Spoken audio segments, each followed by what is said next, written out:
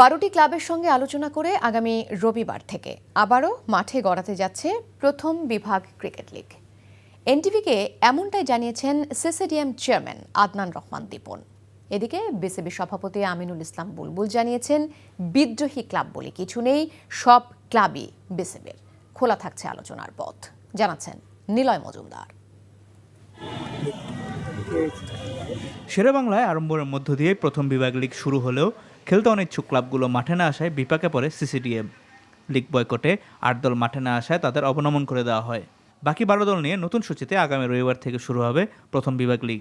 যে 12 ক্লাবটা লিগে পার্টিসিপেট করেছে, তারপরে আমরা আসলে আজকে মিটিং করার মেন কারণটা হলো যেহেতু 8টা টিম রেলিগেটেড হয়েছে বাইলজ অনুযায়ী, বাইলজ অ্যান্ড প্লেইং কন্ডিশন অনুযায়ী, সেই হিসাবে 12টা ক্লাবকে ডাকা হলো যে আমরা যেহেতু কিছু ফরম্যাট ঠিক না, ফিকচারে কিছু প্রবলেম আসবে, এটা চেঞ্জ করে খেলতে তাদের অসুবিধা আছে কিনা, তাদের কোনো কমেন্টস আছে কিনা, এসব কারণে মিটিং করা।